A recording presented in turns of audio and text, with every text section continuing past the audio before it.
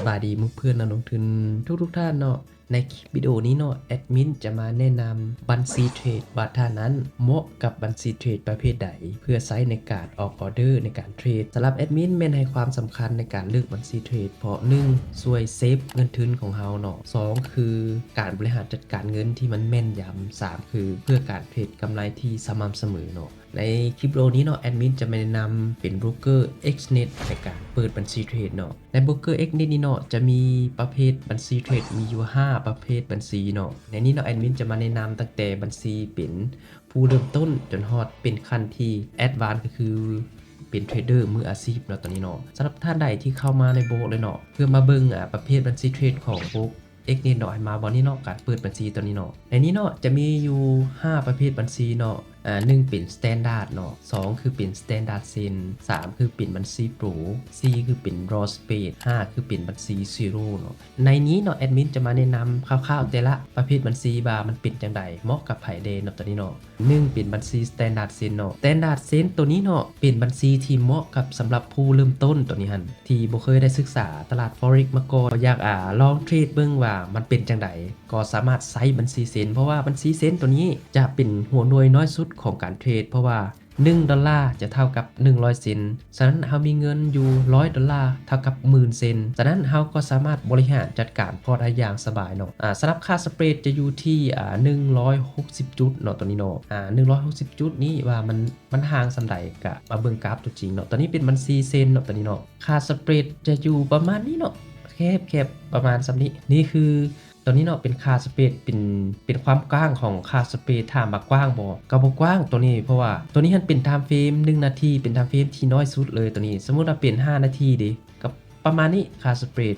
และเป็น15นาทีก็แห้งแคบลงไปอีกเนาะแต่ว่าถ้าเบิ่งในไทม์เฟรม1นาทีค่าสเปซมันก็จะเห็นชัดเจนหน่อยนึงแต่ว่าถ้าเป็นไทม์เฟรมใหญ่ๆก็บ่ค่อยมีปัญหาสำหรับแอดมินแม่นไซส์บัญชีเซตนี่แหละเทรดในไทม์เฟรม M1 ตัวนี้หั่นก็บ่ค่อยมีปัญหาเพราะว่าตอนนี้หั่นทองมันมื้อนึงมันแล่นเป็นหลายๆจุดหลายพันจุดเนาะอย่างน้อยต้องเป็น 3-4,000 จุดตัวนี้หั่นเป็นอย่างต่ำเนาะตัวนี้เนาะและสำหรับบัญชีเซนเนาะ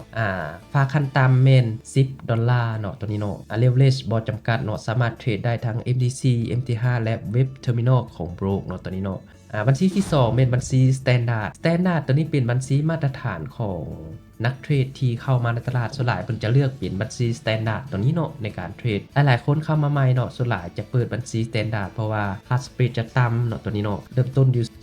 0.20 ปิปเนาะตัวนี้เนาะ leverage บ่จำกัดสามารถเทรดได้ทั้ง MTC และ MT5 เนาะตัวนี้เนาะและบัญชีที่3คือเป็นบัญชี Pro ตัวนี้เนาะบัญชี Pro ตัวนี้เนาะเหมาะกับท่านใดที่เป็นเทรดได้กำไรแล้วตัวนี้แต่อยากจะได้ค่าสเปรดที่มันต่ำกว่าStandard Sen และกับบัญชี Standard ก็มาใช้ตัวบัญชี Pro ตัวนี้เนาะโดยบัญชี Pro ตัวนี้ค่าสเปรดจะอยู่ที่ 0.10 ปิปขึ้นไปเนาะ leverage บ่จำกัดแต่ว่ามีเงื่อนไขคือต้องฝากเข้าทำอิฐเข้าบัญชีก็คือ200ดอลลาร์เนาะฝากทำอิฐ200ครั้งต่อไปแม่นฝากขั้นต่ำแม่น10หรือ20เท่าไหร่ก็ได้แต่ว่าฝากเข้าบัญชีทำอิฐต้องแม่น200ดอลลาร์เนาะตัวนี้เนาะสามารถเทรดได้ทั้ง MTC MT5 และก็ Web Terminal ของ Broke ตัวนี้หั่นบัญชีที่4แม่นบัญชีเป็น Raw Space ตัวนี้เนาะเหมาะกับท่านใดที่เป็นเทรดเดอร์มืออาชีพหรือเทรดเดอร์ที่ได้กำไรในตลาดแล้วแต่ว่าอยากได้ค่าสเปรดที่มันแม่นยำต่ำกว่าอีกตัวนี้หั่นเขาก็ต้องได้เสียค่าธรรมเนียมในการเปิดปิดออเดอร์ก็คือ3.50ดอลลาร์ต่อฟังเนาะคือถ้าเปิด1ล็อตเนาะเขาต้องเสีย3.50ดอลลาร์ในการเปิดและการปิดก็ต้องได้เสีย3.5ดอลลาร์อีกเนาะตัวนี้เนาะและเขาต้องฝากคันตามเมน200ดอลลาร์เนาะตัวนี้เนาะ leverage บ่จำกัดตัวนี้หั่นอยากให้มาเบิ่งการคำนวณก่อนเนาะตัวนี้เพราะว่าบางท่านอาจจะตกใจกับค่าธรรมเนียมในการเปิดล็อตแต่ละครั้งเนาะก็คือตัวนี้เนาะ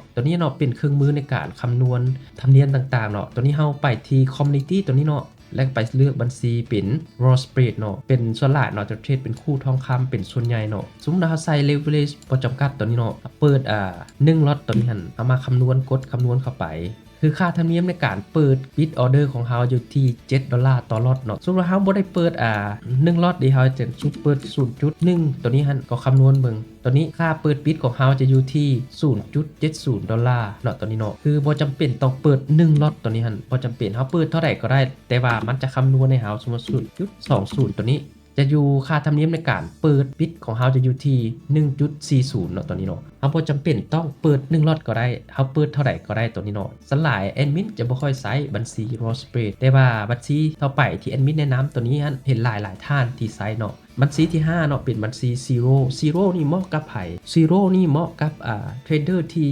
มีประสบการณ์มีกำไรอย่างสม่ำเสมอหรือว่าท่านใดที่ต้องการค่าสเปรดที่มันต่ำเนาะตัวนี้เนาะก็สามารถใช้ได้เนาะตัวนี้ส่วนหลายท่านที่มีเงินเป็นพากระไป1,000 เหรียญบ่500 เหรียญส่วนหลายเพิ่นจะใช้ตัวนี้เหตุผลแอดมินก็บ่ฮู้คือกันแต่ว่าสำหรับข้าพเจ้าแม่นใช้ตัวนี้แม่นเพื่ออยากได้ค่าตัวนี้ที่มันเป็นศูนย์เนาะสำหรับเฮาเทรดใน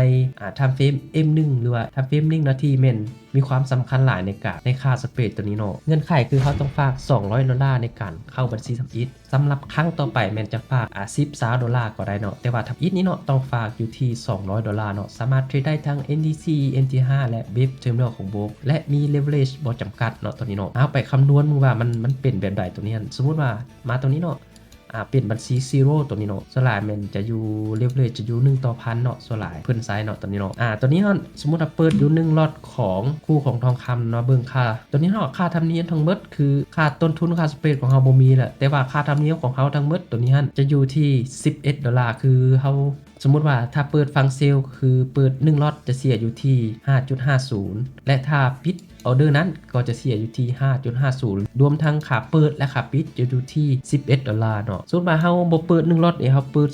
0.10 ตัวนี้ก็ได้เนาะคำนวณเบิ่งค่าธรรมเนียมจะอยู่ที่ $1.10 ส่วนถ้าเปิดอยู่ที่ 0.3 ค่าธรรมเนียมก็จะอยู่ที่ประมาณ $3.30 คือเฮาบ่จะเป็นต้องเปิด1ล็อตเต็มเฮาสามารถเปิดเท่าใดก็ได้แต่ค่าธรรมเนียมเพิ่นจะคำนวณตามที่ทางโบรกเพิ่นกำหนดเนาะตอนนี้เนาะแต่ละบัญชีเทรดเนาะจะเหมาะกับเทรดเดอร์ที่แตกต่างกันบางคนก็มักบัญชีเส้นบางคนก็มักบัญชีซีโร่คือแต่ละคนมีความมักบ่คือกันตัวนี้สำหรับแอดมินเนาะเทรดในปัจจุบันจะใช้เป็นบัญชีเส้นและบัญชีซีโร่เนาะสำหรับบัญชีซีโร่ตัวนี้เนาะแอดมินจะเทรดในไทม์เฟรมที่เป็น M1 ตัวนี้เนาะเพราะต้องการค่าสเปรดที่มันต่ำตัวนี้เข้าไวออกไวเนาะตัวนี้เนาะยอมเสียค่าธรรมเนียมเอาตัวนี้และบัญชีที่2เป็นใช้เปลี่ยนบัญชี Standard Sen ตัวนี้เนาะใช้รันแบบระบบของแอดมินคล้ายๆคือเป็นระบบ EA ตัวนี้แต่ว่า EA ตัวนี้จะบ่ได้เขียนเป็น EA ออกมาแต่ว่าจะใช้ในการเทรดมือในการเข้าและการออกออเดอร์และต้องการไม้ในการแก้ไม้เขาต้องการเข้าไปแก้ไม้คือสมมุติว่าเขาเข้าไม้ที่1แล้วขาดทุนเขาจะต่อไม้ที่2ไม้ที่3ไม้ที่4เพื่อแก้ไม้ที่มันขาดทุนเพื่อให้ได้กำไรกลับมาก็คือเป็นคล้ายๆโรบอทหรือ EA แต่ว่าบ่แม่นโรบอทเพราะว่ายังบ่ได้เขียนเป็นโรบอทตัวนี้ยังใช้การเทรดมืออยู่ตัวนี้และท่านเหมาะกับบัญชีประเภทใดก็ลองไปศึกษาเบิ่งข้อกำหนดหรือว่าอ่านรายละเอียดเกี่ยวกับเงื่อนไขในการเปิดบัญชีและสำหรับท่านใดที่ยังบ่ฮู้ว่าตัวเองเหมาะกับบัญชีประเภทใดเนาะก็สามารถทักหาแอดมินดังที่เบอร์ที่ขึ้นในหน้าจอปัจจุบันนี้ได้ทักมาเพื่อศึกษาแลกเปลี่ยนประสบการณ์นำกันตัวนี้เนาะแอดมินยินดีช่วยเหลืออย่างเต็มที่เนาะตัวนี้เนาะสำหรับวิดีโอการแนะนำประเภทบัญชีเทรดเนาะก็ขอจบเพียงเท่านี้เนาะและถ้าท่านใดเนาะยังบ่เข้าใจเนาะสามารถเขียนคอมเมนต์ในใต้คลิปวิดีโอนี้ได้หรือจะทักหาแอดมินก็ได้เนาะท้ายนี้เนาะขอให้ทุกท่านเทรดดีมีกำไรพบกันในคลิปวิดีโอต่อไปสำหรับคลิปวิดีโอนี้ขอกล่าวคำว่าสบายดี